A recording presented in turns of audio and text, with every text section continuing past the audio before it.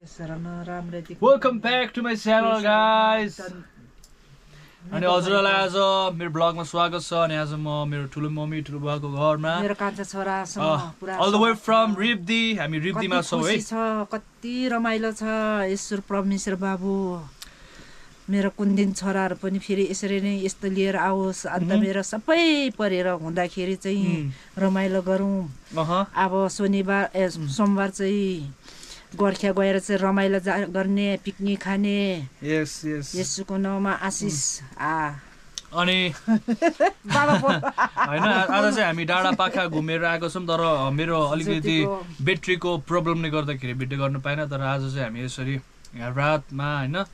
अनि रमाइलो गरिराखेको छौं एकदम चिसो छ बाहिर तर हामी एकदम रमाइराखेको छौं अनि तपाईलाई कस्तो लागिरहेछ म चाहिँ एकदम आज गलेको छ है म चाहिँ केही बोल्दिन आज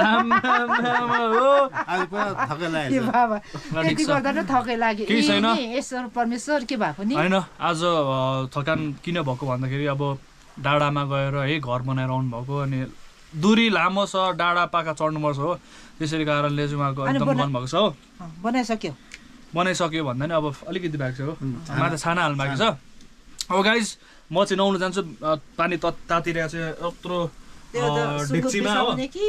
अनि त्यस पछाडि हैन अनि त्यसबाट आउँछौँ मासु सुँगुरको मासु च्वाचे खान्छौँ हो पकाएर टक्कसँगले के पो घिउसँग हो अनि दही मोही एभ्रिथिङ छ हो फेसिलिटी हो हामी खान्छौँ अनि मनोरञ्जन गर्छौँ अनि मेरो भाइ अनि मेरो पछाडि हुनुहुन्छ क्यामेराम्यान के छ भाइ एकदम ठिक छ दाइ आरामै छु दाइ सो गाइज है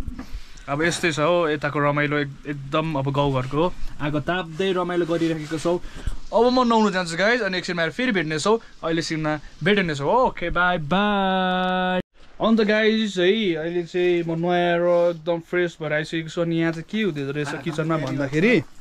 हाम्रो ठुलो मम्मी र सामेलाले चाहिँ के हो यो चिप्स पोल्दै हुने रहेछ हो टक्कसँग लगाएर अनि यताबाट सामेलाले चस्से हाल्दै हुन्छ हो हजुर तर यहाँ रिब्दी भन्ने ठाउँमा चाहिँ एकदम गर्मी रहेछ हो गाइज एकदमै गर्मी रहेछ हो ए अब यसरी दाजु आएको छ कहाँ हो यहाँ हेलो दाजु भनिदिनुहोस् न हेलो नानी भाइ जय मसी ठुलो बुढा बोल्नु हुँदैन हो अब यस्तै छ हो यहाँ अब गाउँघरमा यस्तो रमाइलो छ आगो ताप्दै हो चिसोमा लगाइन्छ अब एकछिनमा खाना खाने बेलामा है खाना पनि रेडी भइसक्यो अब खानु सुरु भयो ल दामी एकदम सबै ठिक हो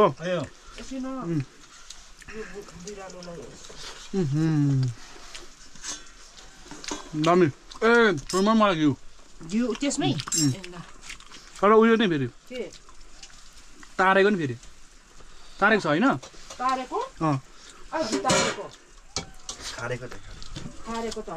दामी मिठो अब खाइरहेको देखायो भने उयो होला है तपाईँहरू नि अब भोकाउनु होला एकछिनमा देखाउँछु है खाइसकेपछि होस् हेलो गाइस हामी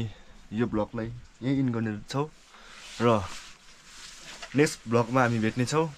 त्यति बेलासम्म हेर्दै गर्नु होला गाइस थ्याङ्क यू जय मसी